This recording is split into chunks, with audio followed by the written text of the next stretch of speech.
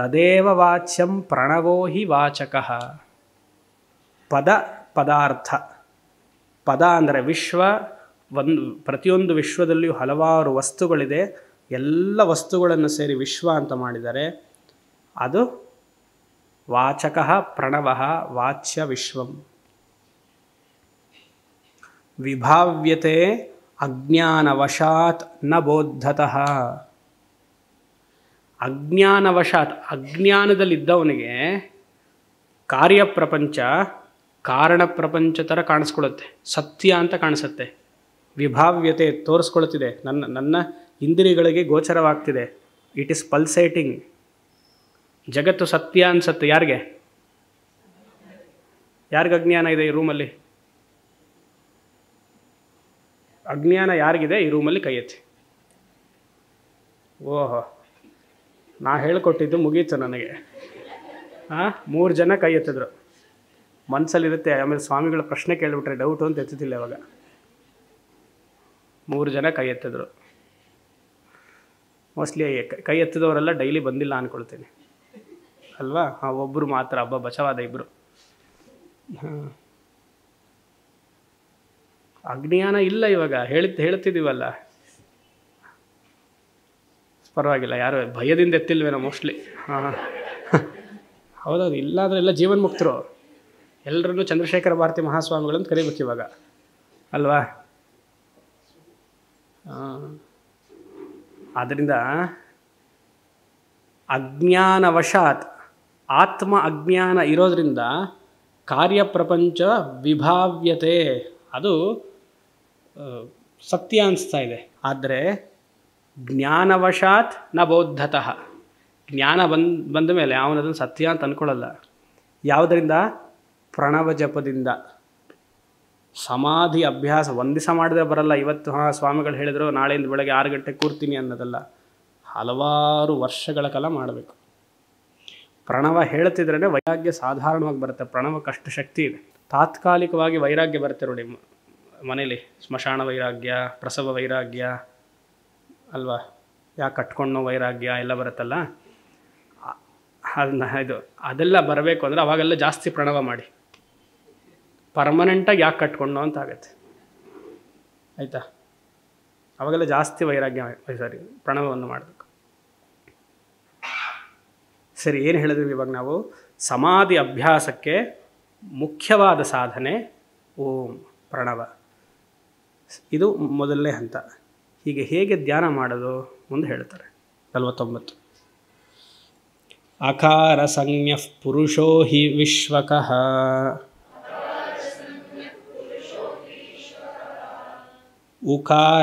ಉಕಾರಕಸ್ತೈಜಸ ಈರ್ಯತೆ ಕ್ರಮಾತ್ ಪ್ರಾಜ್ಞೋ ಮಕಾರಃ ಪರಿಪಠ್ಯತೆಖಿಲೈಃ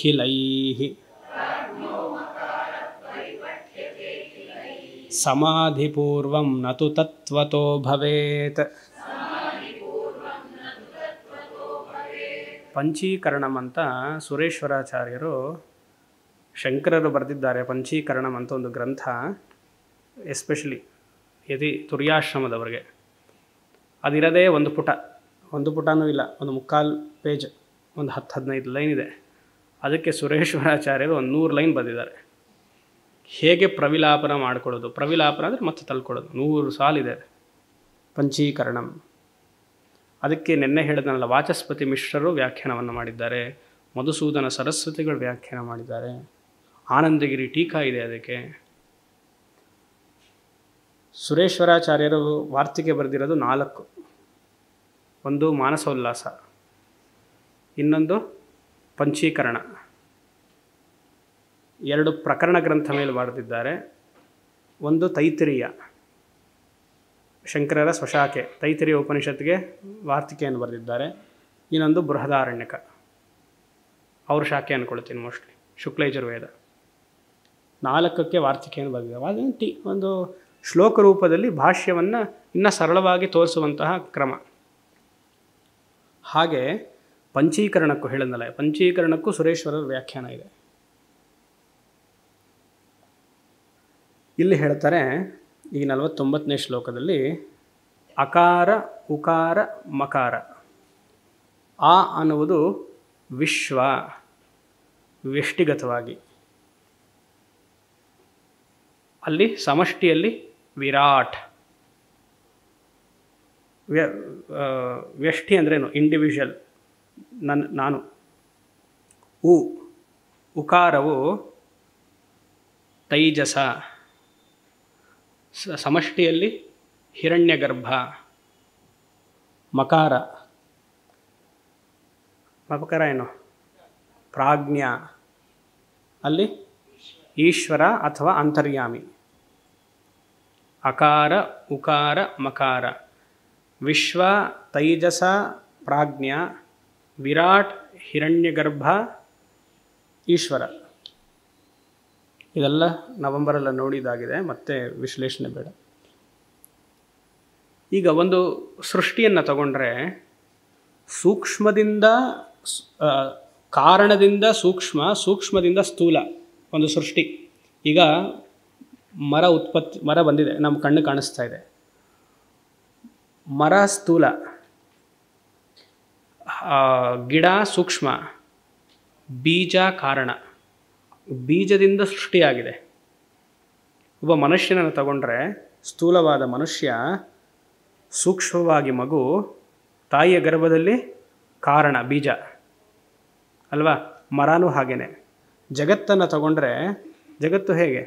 ಸೂಕ್ಷ್ಮ ಸ್ಥೂಲ ಕಾರಣ. ಆದರೆ ಪ್ರವಿಲಾಪನ ಮಾಡಬೇಕಂದ್ರೆ ಹೇಗೆ ಮಾಡ್ತೀರಾ? ಕಾರಣದಿಂದ ಮಾಡ್ತೀರಾ, ಸ್ಥೂಲದಿಂದ ಮಾಡ್ತೀರಾ? ಸ್ಥೂಲದಿಂದ ಮಾಡಬೇಕು, ರಿವರ್ಸ್ ಮಾಡಬೇಕು. ಉಲ್ಟಾ ಮಾಡೋಕ್ಕಾಗಲ್ಲ. ಸಪೋಸ್ ಒಬ್ಬ ಮನುಷ್ಯ ಇದಕ್ಕೆ ಬಿಸ್ನೆಸ್ಗೆಲ್ಲ ಹೋಗ್ತಿರ್ತಾರಲ್ಲ, ಕೋಟೆಲ್ಲ ಹಾಕ್ಕೊಂಡಿರ್ತಾರೆ. ಕೋಟ್ ಇರುತ್ತೆ, ಶರ್ಟ್ ಇರುತ್ತೆ, ಮತ್ತು ಒಳಗಡೆ ಒಂದು ಬನೀನ್ ಇರುತ್ತೆ. ಬನೀನ್ ಹಾಕೋರ್ಗೆ ಹೇಳ್ತೀನಿ, ಆಯಿತಾ?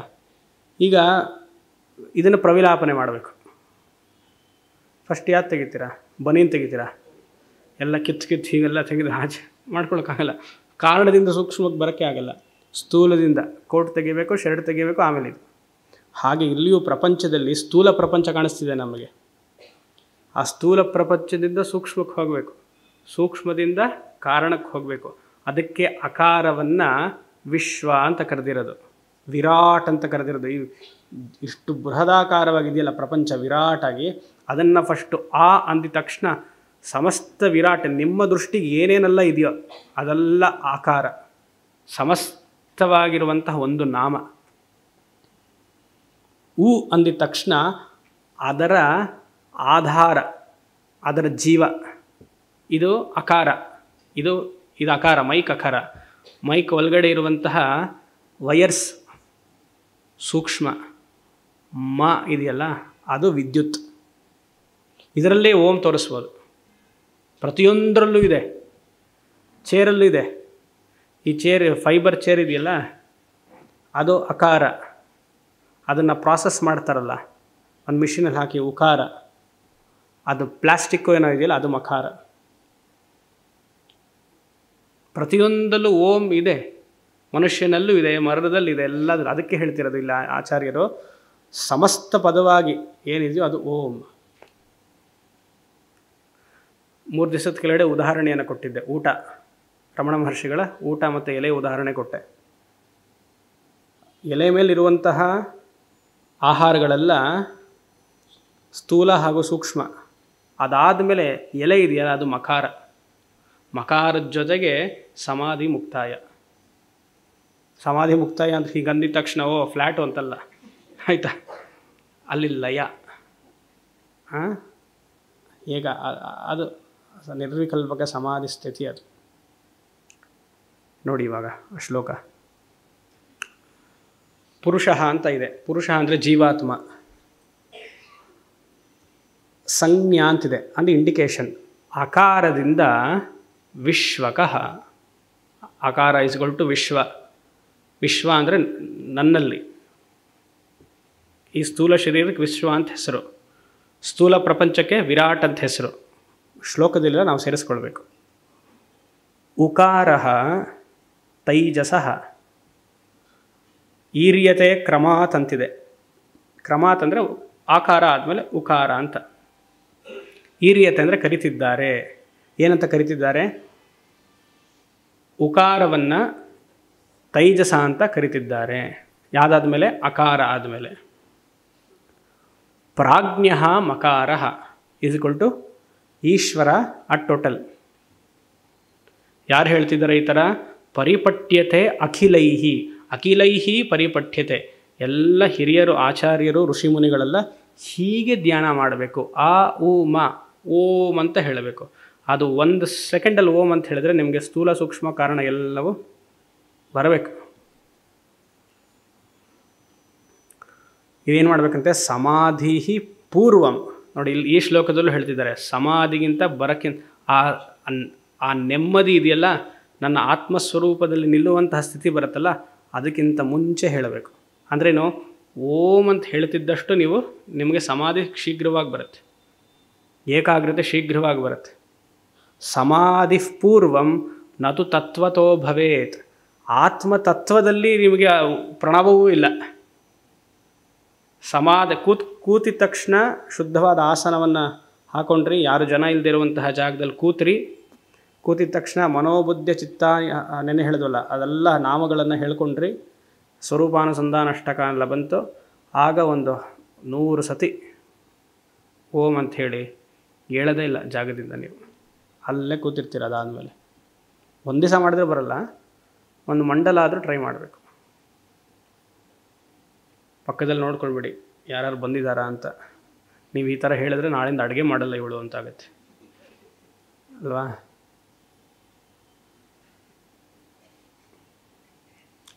ಸಹಜವಾಗಿದೆಯಲ್ವಾ?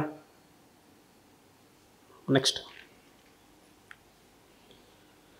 ವಿಶ್ವಂ ತ್ವಕಾರಂ ಪುರುಷಂ ವಿಲಾಪಯೇತ್. ಉಕಾರ ಮಧ್ಯೆ ಬಹುಧಾ ವ್ಯವಸ್ಥಿತಂ. ತತೋ ಮಕಾರೆ ಪ್ರವಿಲಾಪ್ಯ ತೈಜಸಂ.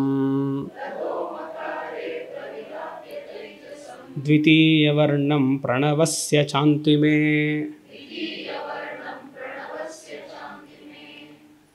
ಉಚ್ಚಾರಣೆ ಜಾಸ್ತಿ ಮಾಡಬೇಕಂತೆ. ಉಚ್ಚಾರಣೆ ಜಾಸ್ತಿ ಅಂದ್ರೇನು? ಮಕಾರವನ್ನು ಎಳಿಬೇಕು. ಲಾಂಗ್ ಪ್ರಣವ, ದೀರ್ಘ ಉಚ್ಚಾರಣ. ಓಂ ಈ ನಾದ ಹೋಗಬೇಕು. ಆ ಅಂತ ಹೇಳಿದವ್ರಿಗೆ ಯಾರಿಗೆ? ಬೃಹದಾರಣ್ಯಕ ಉಪನಿಷತ್ತಲ್ಲೆಲ್ಲ ಬರುತ್ತೆ. ಆ ಅಂತ ಜಾಸ್ತಿ ಹೇಳಿದ್ರೆ ನೀವು ಕೇಳಿದ್ದೆಲ್ಲ ಸಿಗತ್ತೆ ಅಂತ ಅಲ್ಲೊಂದಿದೆಲ್ಲ ಇದೆ. ಯಾಕಂದರೆ ಅದು ವಿಶ್ವ ಅಲ್ವಾ? ಜಾಗೃತ ಅವಸ್ಥೆಯಲ್ಲಿ ಆ ಅಂತ ನೀವು ಹೇಳಿದ್ರೆ ಕೇಳಿದ್ದೆಲ್ಲ ಸಿಗತ್ತೆ ಅಂತ. ನಮ್ಗೆ ಅದಲ್ಲೇ ಇಂಟ್ರೆಸ್ಟ್. ಕಮ್ಮಿ ಇರಬೇಕು, ಮಾ ಜಾಸ್ತಿ ಇರಬೇಕು ನಾದ. ಓಂ ಹಾಗೆ ಬಂದ್ಬಿಡ್ಬೇಕು ನೋಡಿ. ಓಂ ಉಸಿರು ಎಲ್ಲಿವರೆಗೂ ಹಿಡಿಯೋಕ್ಕಾಗತ್ತೋ ಅಲ್ಲಿವರೆಗೂ ಉಸಿರವನ್ನು ತಗೊಂಡು ಆಮೇಲೆ ಕಮ್ಮಿ ಆಗ್ತಾ ಇದ್ದಾಗೆ ಬರಬೇಕು. ಅದನ್ನು ಈ ಶ್ಲೋಕದಲ್ಲಿ ತಿಳಿಸ್ತಿದ್ದಾರೆ. ವಿಶ್ವಂ ತ್ವಕಾರಂ ಇದೆ, ವಿಶ್ವಂ ತು ಮಾಡಬೇಕು, ಅದನ್ನು ಬಿಡಿಸ್ಬೇಕು. ವಿಶ್ವಂ ತು ಉಕಾರಂ ವಿಲಾಪಯೇತ್. ವಿಶ್ವ ಅನ್ನುವಂತಹ ಅಕಾರವನ್ನು ಉಕಾರದಲ್ಲಿ ಲಯಗೊಳಿಸಿ, ಆ ಇಂದ ಊಗ ಲಯಗೊಳಿಸಿ. ಅಕಾರದ ಲಕ್ಷಣವನ್ನು ಹೇಳ್ತಿದ್ದಾರೆ 2ನೇ ಸಾಲಲ್ಲಿ. ಬಹುಧಾ ವ್ಯವಸ್ಥಿತ. ಅಕಾರ ಬಹುಧಾ ವ್ಯವಸ್ಥಿತ ಅಂದರೆ ನನಗೆ ಕಾಣ್ತಿರುವಂಥ ಸಮಸ್ತ ಪ್ರಪಂಚ. ಬಹುಧಾ ವ್ಯವಸ್ಥಿತಂ. ಗರ್ಭದವರೆಗೂ ವಿರಾಟಿಂದ ವಿರಾಟನ್ನು ಹಿರಣ್ಯ ಗರ್ಭದಲ್ಲಿ ಲಯಗೊಳಿಸಬೇಕು. ಲಯಗೊಳಿಸೋದು ಅಂದರೆ ಏನೋ ಅದು ಕಷ್ಟ ಅಂದ್ಕೊಂಡ್ಬಿಡಿ. ಆ ಅಂಥೇಳಿ ಹೂ ಅಂಥೇಳಿ ಲಯ ಆಯ್ತದು ಅಷ್ಟೇ. ಇದೇನೋ ಲಯಗೊಳಿಸ್ಬೇಕಂತೆ ಅಂತ. ವಿಶ್ವಂ ತು ಉಕಾರಂ ವಿಲಾಪಯೇತ್. ವಿಶ್ವ = ಬಹುಧಾ ವ್ಯವಸ್ಥಿತಂ ಉಕಾರಂ ವಿಲಾಪಯೇತ್. ಉಕಾರ ಮಧ್ಯೆ ತತಃ ದ್ವಿತೀಯ ವರ್ಣಂ. ಉಕಾರ ಅನ್ನೋದು ದ್ವಿತೀಯ ವರ್ಣ. ಅನ್ವಯ ಉಲ್ಟಾ ಹೋಗಿದೆ. ತತಃ ಅನ್ನೋದು 3ನೇ ಸಾಲಲ್ಲಿದೆ, ದ್ವಿತೀಯ ವರ್ಣ ಅನ್ನೋದು 4ನೇ ಸಾಲಲ್ಲಿದೆ. ಅದು 2ನೇ ಸಾಲಿನ ಮೊದಲನೇ ಪದ ಕನೆಕ್ಟ್ ಮಾಡ್ಕೊಳ್ಬೇಕು. ಉಕಾರಂತು ಮಧ್ಯೆ ತತಃ ದ್ವಿತೀಯ ವರ್ಣಂ ಎಲ್ಲಿ ಪ್ರವಿಲಾಪನ ಮಾಡಬೇಕು? ಪ್ರಣವಸ್ಯ ಚ ಅಂತಿಮೆ. ಪ್ರಣವಸ್ಯ ಚ ಅಂತಿಮೆ ಅಂದರೆ ಮಕಾರ. ಮಕಾರದ 3ನೇ ಅಕ್ಷರದಲ್ಲಿ ಲಯ ಮಾಡು. ಆ ಇಂದ ಊ ಮಾಡು, ಊ ಇಂದ ಮಾ ಮಾಡು. ಕ್ರಮ ನೋಡಿ. ಸಮಾಧಿಗೆ ಪೂರ್ವಂ ಓಂಕಾರ ಹೇಳು. ಓಂ ಅನ್ನೋದನ್ನು ಡೆಫಿನಿಷನಾಗಿ ಕೊಟ್ಟರು. ಆ ಊಮ ವಿಶ್ವ ತೈಜಸ ಪ್ರಾಜ್ಞ ವಿರಾಟ್ ಹಿರಣ್ಯಗರ್ಭ ಈಶ್ವರ ಅಂತ ಹೇಳಿದ್ರು. ಈಗ ದೀರ್ಘವಾಗಿ ಉಚ್ಚಾರ ಮಾಡು ಅಂತ ಹೇಳ್ತಿದ್ದಾರೆ.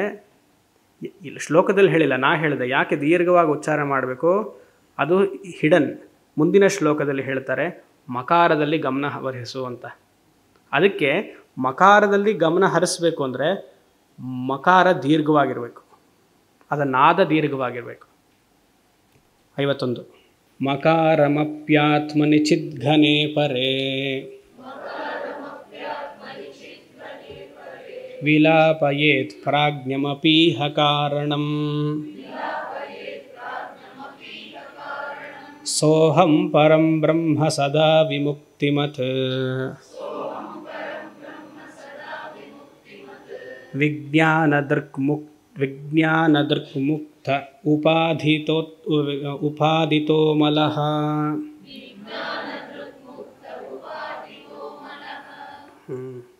ಮಕಾರದಲ್ಲಿ ಈಗ ಹೆಚ್ಚು ಗಮನ ಹರಿಸಬೇಕು. ಮಕಾರ ಆದ ಕೂಡಲೇ ನಿಶ್ಶಬ್ದವಾಗಿರುತ್ತೆ. ಹೇಗೆ? ಹೀಗೆ. ಹೀಗೆ ಅಂದರೆ ಹೇಗೆ? ಹೀಗೆ. ಅರ್ಥ ಆಯ್ತಾ? ಹಾಂ. ಒಂದು ಪದಕ್ಕೂ ನೋಡಿ, ಇಲ್ಲಿ ಇದು ಅಕಾರ, ಇಲ್ಲಿ ಇದು ಉಕಾರ, ಇದು ಮಕಾರ, ಇಲ್ಲಿ ನಾದ, ಇದು ನಿಶ್ಶಬ್ದತೆ. ಹಾಗಿರಬೇಕು. ಆ ಶಬ್ದ ಊ ಶಬ್ದ ಆ ಸ್ಥೂಲವಾಗಿದೆ. ಆ ಅಂತ ಹೇಳಬೇಕಂದ್ರೆ ಅದು ಸ್ಥೂಲವಾಗಿದೆ, ಬಹುದಾ ವ್ಯವಸ್ಥಿತಂ. ಊ ಹೇಳಬೇಕಂದ್ರೆ ಕಮ್ಮಿಯಾಗಿ ಬರುತ್ತೆ. ಮಾ ಬರೀ ಮತ್ತೆ ಆ ಶುರು ಮಾಡಬೇಕು ಅಂದರೆ ಗ್ಯಾಪ್. ಆ ಸೈಲೆನ್ಸಲ್ಲಿ ಮನಸ್ಸು ನಿಲ್ಲಬೇಕು. ಆ ಸೈಲೆನ್ಸಲ್ಲಿ ನಿಲ್ಲತ್ತಲ್ಲ, ಅದು ನನ್ನ ಆತ್ಮದ ವಾಸಸ್ಥಾನ. ಇದು ಆತ್ಮ. ಇಷ್ಟು ದಿವಸ ಹೇಳಿದ್ವಲ್ಲ, ಆತ್ಮನಲ್ಲಿ ಎಲ್ಲ ಇದೆ, ಆತ್ಮನಲ್ಲಿ ಎಲ್ಲ ಇದೆ, ಆತ್ಮವೇ ಆಧಾರ ಅಂತ. ನಿಶ್ಶಬ್ದತೆಯಲ್ಲಿ ಆ ಊ ಮಾ ಇದೆ. ಅರ್ಥ ಮಾಡ್ಕೊಳ್ಳಿ. ನಿಶ್ಶಬ್ದತೆಯಲ್ಲಿ ಆ ಊ ಮಾ ಇದೆ. ಸೈಲೆನ್ಸಲ್ಲಿ ಎಲ್ಲ ಶಬ್ದಗಳು ಬರುತ್ತೆ ತಾನೇ? ಅರ್ಥ ಆಗ್ತಿದೆಯಾ? ಸೈಲೆನ್ಸ್, ನಿಶ್ಶಬ್ದತೆಯಲ್ಲಿ ಎಲ್ಲ ಅಕ್ಷರಗಳು ಇರಬೇಕು. ನಾನು ಅಕ್ಷರ ಪದಗಳು ಬರ್ತಾ ಇದೆ ಬಾಯಿಂದ ಅಂತಂದರೆ ಅದಕ್ಕೆ ಹಿಂದೆ ಏನಿತ್ತು? ನಿಶ್ಶಬ್ದತೆ ಇತ್ತು. ಅದರ ಆಧಾರ ಏನಾಯಿತು? ನಿಶ್ಶಬ್ದವೇ ಆಧಾರವಾಯಿತು. ಆ ಇಂದ ಊಗೆ ಹೋಗಬೇಕಂದ್ರೆ ನಿಶ್ಶಬ್ದತೆ ಇದೆ, ಅದರ ಗಮನ ಇಲ್ಲ. ಯಾಕಂದರೆ ಅದು ಸ್ಥೂಲವಾಗಿದೆ, ಸೂಕ್ಷ್ಮವಾಗಿದೆ. ಸೂಕ್ಷ್ಮದಿಂದ ನಾದಕ್ಕೆ ಬಂತು. ನಾದ ಬಂದಿದ ತಕ್ಷಣ ನಿಶ್ಶಬ್ದತೆ ಉಂಟಾಯಿತು. ಆ ನಿಶ್ಶಬ್ದತೆ ಸೈಲೆನ್ಸ್. ಅಲ್ಲಿ ಏನೂ ಇಲ್ಲ ಸ್ವಾಮಿ ಅಂತ ಹೇಳಬಾರ್ದು. ಬುದ್ಧಿಸ್ಟ್ ಮಾಡಿದ ತೊಂದರೆನೇ ಅದು. ಶೂನ್ಯವಾದ ಅಂತ ಅಲ್ಲೇ ಅವ್ರು ಹೇಳಿದ್ದು. ಎವ್ರಿಥಿಂಗ್ ಎಂಡ್ಸ್ ಇನ್ ಶೂನ್ಯ ಅಂತ. ಆದರೆ ಶೂನ್ಯವನ್ನು ನೋಡ್ತಿರುವಂತಹ ಸಾಕ್ಷಿ ನಾನು. ಯಾಕಂದರೆ ನನಗೆ ಗೊತ್ತಾಗ್ತಿದೆಯಲ್ವಾ ಇದು ಶೂನ್ಯವಾಗಿದೆ, ಶಬ್ದ ಇಲ್ಲ ಹಾಗೆ ಅಂತ. ಅಂದರೆ ಶಬ್ದ ಇಲ್ಲ ಅಂತ ಗೊತ್ತಾಗ್ತಿದೆಯಲ್ಲ. ಈ ಶಬ್ದವನ್ನು ಗಮನ ಇಟ್ಟು ಅಲ್ಲಿ ನಿಲ್ಲಬೇಕು. ಇದು ಸಮಾಧಿ. ವಿಚಲಿತಗೊಳ್ಳೋದಿಲ್ಲ ಅಲ್ಲಿ. ಆ ವಿಚಲಿತ ಮನಸ್ಸುಗೊಳ್ಳಲ್ಲ. ಯಾಕೆ? ಪ್ರಣವ. ಉಸಿರವನ್ನು ಮೇಲೆ ತಗೊಂಡು ಆ ಊ ಮಾ ಅಂತ ಹೇಳಿ ಉಸಿರು ಆಲ್ರೆಡಿ ಕೆಳಗಡೆ ಹೋಗಿರುತ್ತೆ ಅಲ್ವಾ? ಪೂರಕದಿಂದ ತಗೊಂಡು ರೇಚಕವಾಗಿರುತ್ತೆ. ರೇಚಕದಲ್ಲಿ ಬಿಡಬೇಕು ಅಷ್ಟೇ. ಎಷ್ಟೊತ್ತಾಗುತ್ತೋ ಆ ಸೈಲೆಂಟಾಗಿರಬೇಕು. ಆಮೇಲೆ ಮತ್ತೆ ಉಸಿರು ತಗೊಳ್ಬೇಕು. ಆ ಊ ಮಾ ಹೇಳಬೇಕು, ರೇಚಕವಾಗತ್ತೆ, ಸೈಲೆನ್ಸ್. ಆ ಥರ ಮಾಡ್ತಾ ಮಾಡ್ತಾ ಬಂದಾಗ ಏನಾಗುತ್ತೆ? ಪ್ರಾಣ ನಿಂತು ಹೋಗುತ್ತೆ. ಇಲ್ಲಿ ನಡೀತಾ ಇರುವಂತಹ ಪ್ರಾಣ ಭ್ರೂ ಮಧ್ಯಕ್ಕೆ ಹೋಗಿ ನಿಲ್ಲತ್ತೆ. ಆಕಾರದಲ್ಲಿ ಪ್ರಾಣ ಗೊತ್ತಾಗತ್ತೆ. ಊಕಾರದಲ್ಲಿ ಪ್ರಾಣ ಇಲ್ಲಿರುತ್ತೆ. ಮಕಾರದಲ್ಲಿ ಪ್ರಾಣ ಆಗ್ನೇಕ್ಕೆ ಹೋಗುತ್ತೆ. ಆಗ್ನೇಕ್ಕೆ ಹೋಯಿತು, ಪ್ರಾಣ ನಿಲ್ತು. ಪ್ರಾಣ ನಿಲ್ತು, ನೀವು 100 ವರ್ಷ 200 ವರ್ಷ 300 ವರ್ಷ ಇರ್ತೀರ. ಯಾಕಂದರೆ ಸಮಾಧಿ. ಆಗ ಆ ಮನುಷ್ಯನಿಗೆ ಹೊರಗಡೆ ಏನಾಗ್ತಿದೆ? ಯಾಕೆ? ಅವನು ಮಕಾರ ಈಶ್ವರನಾಗ್ಬಿಟ್ಟಿದ್ದಾನೆ. ವಿಶ್ವ ವಿರಾಟ್ ಆಮೇಲೆ ತೈಜಸ ಹಿರಣ್ಯಗರ್ಭ ಪ್ರಾಜ್ಞ ಈಶ್ವರನಾಗ್ಬಿಟ್ಟಿದ್ದಾನೆ. ಈಶ್ವರನಲ್ಲಿ ಇವೆರಡು ಕಾಣಿಸ್ಕೊಳ್ತಾ ಇದೆ. ಈಶ್ವರನ ಆಧಾರದಲ್ಲಿ ಹಿರಣ್ಯಗರ್ಭ ಹಾಗೂ ವಿರಾಟ್ ಕಾಣಿಸ್ಕೊಳ್ತಾ ಇದೆ. ಈಶ್ವರನಾಗಿ ಆಯಿತು. ಅವನಿಗೆ ಯಾವುದು ನೀವು ಚುಚ್ಚಿ ಇದು ಮಾಡಿ ಏನು ಗೊತ್ತಾಗಲ್ಲ. ಅದಕ್ಕೆ ನಾವು ಸಪ್ತಭೂಮಿಕಲ್ಲಿ ನೋಡಿದ್ವಲ್ಲ, ಜೀವನ್ಮುಕ್ತಿ ವಿವೇಕದಲ್ಲಿ ಬಂತಲ್ಲ, ಜೀವನ್ಮುಕ್ತಿ ವಿವೇಕ ಸಾಧನಾ ಪಂಚಕದಲ್ಲೂ ನಾನು ಹೇಳಿದೆ. ಸಪ್ತಭೂಮಿಕ ಬ್ರಹ್ಮವಿದ್ವರ, ಬ್ರಹ್ಮವಿದ್ವರಿಷ್ಠ, ಬ್ರಹ್ಮವಿದ್ ವರಿಷ್ಠ, ಕೊನೆಯದು ವರೆಣ್ಯ ವರಿಷ್ಠ. ಶ್ರವಣ ಮನನ ನಿಧಿಧ್ಯಾಸನ ಮಾಡುವವನು 4ನೇ ಸ್ಥಾನದಲ್ಲಿರ್ತಾನೆ. 5, 6, 7 ಸಮಾಧಿ, ಸದಾ ಸಮಾಧಿಯಲ್ಲೇ ಕೂತಿರ್ತಾನೆ. ಹಶ್ವಾಗತ್ತೆ, ಹೋಗಿ ಊಟ ಮಾಡ್ತಾನೆ ಅಷ್ಟೇ. 6ನೇ ಅವನೇನು ಮಾಡ್ತಾನೆ, ಊಟಕ್ಕೂ ಎದ್ದೇಳೋದಿಲ್ಲ, ಯಾರು ಬಂದು ಎಳ್ಕೊಂಡು ಹೋಗ್ಬೇಕು ಅವನಿಗೆ. 7ನೇನು ಊಟನೂ ಮಾಡಲ್ಲ, ಸ್ನಾನವೂ ಇಲ್ಲ, ಎಂಥದೂ ಇಲ್ಲ, ಕೂತ ಮುಗೀತು. ಆ ಸ್ಥಿತಿಲಿ ಇದ್ದಂಥವರು ರಮಣ ಮಹರ್ಷಿಗಳು, ಚಂದ್ರಶೇಖರ ಭಾರತಿ ಮಹಾಸ್ವಾಮಿಗಳು, ಶ್ರೀಧರ ಸ್ವಾಮಿಗಳು, ಭಗವಾನ್ ನಿತ್ಯಾನಂದರು, ಎಲ್ಲ ಮಹಾತ್ಮರು ಆ ಸ್ಥಿತಿಯಲ್ಲಿದ್ದರು. ಆ ಸ್ಥಿತಿಯಲ್ಲಿದ್ದಾಗ ಮಾತಾಡಿದಾಗ ಏನೇನೋ ಮಾತಾಡೋರು. ನಮಗದು ಏನೇನೋ ಅನಿಸ್ತಿತ್ತು. ಅವರು ಈಶ್ವರನ ಸ್ಥಾನದಲ್ಲಿದ್ದರು. ನಿತ್ಯಾನಂದರು ಇಲ್ಲಿ ಅಂತ ಶುರು ಮಾಡಿದ್ರೆ ಒಂದು ವಾರ ಆದಮೇಲೆ ಏನೋ ಮಾತಾಡೋರಂತೆ. ರಮಣ ಮಹರ್ಷಿಗಳು ಏನೋ ಒಂದು ಹೇಳೋ ಕನೆಕ್ಷನೇ ಸಿಗ್ತಿರಲಿಲ್ಲ. ಯಾಕೆ? ಅವರಿದ್ದ ಸ್ಥಾನ ಎಲ್ಲಿತ್ತು? ಮಕಾರದಲ್ಲಿ. ನಾವೇನು ಮಾಡ್ತೀವಿ? ಅಕಾರದಿಂದ ಅವರು ಜಡ್ಜ್ ಮಾಡ್ತೀವಿ, ಇವ್ರಿಗೇನೋ ಹುಚ್ಚಿಡ್ದಿದೆ ಅಂತ ಅಲ್ವಾ? ಡಾಕ್ಟ್ರ್ ಹಾಗೆ ತಾನೇ ಹೇಳಿ ಚಂದ್ರಶೇಖರ ಭಾರತಿಗಳು ಹುಚ್ಚಿಡ್ದಿದೆ ಅಂತಂದ. ಅವನಿರೋದು ಇಂಜೆಕ್ಷನ್ ಸ್ಟೇಜಲ್ಲಿ ಅವನಿದ್ದಾನೆ ಡಾಕ್ಟ್ರು. ಇವರು ಇಂಜೆಕ್ಷನ್ಗೆಲ್ಲ ಆಧಾರವಾಗಿ ಈಶ್ವರನ ಸ್ಥಾನದಲ್ಲಿ ಇವರಿದ್ದಾರೆ. ಯೋಚನೆ ಮಾಡಿ. ಆಗ ಮಾತಾಡಬೇಕು ಅಂತ ಅನಿಸಲ್ಲ, ಯಾವುದಲ್ಲೂ ಇಂಟ್ರೆಸ್ಟ್ ಬರಲ್ಲ. ಪೂರ್ತಿ ಕೃತಕೃತ್ಯೋ ಭವತಿ. ಜೀವನದಲ್ಲಿ ಯಾಕೆ ಹುಟ್ಟಿದ್ದೀನಿ, ಮುಗಿದಾಯ್ತು, ಫಲ ಸಿಕ್ತು, ಜೀವನ್ಮುಕ್ತ ಸ್ಥಿತಿ ಆವಾಗಲೇ. ಇದಕ್ಕೆ ನಾವೆಲ್ಲರೂ ಪ್ರಯತ್ನ ಪಡಬೇಕು. ಇದು ಮಾಡಲಿಲ್ಲ, ಜೀವನ್ಮುಕ್ತ ಸ್ಥಿತಿ ಬರಲ್ಲ. ಜೀವನ್ಮುಕ್ತಿ ಇಲ್ಲ ಅಂದರೆ ವಿದೇಹ ಮುಕ್ತಿಯೂ ಇಲ್ಲ.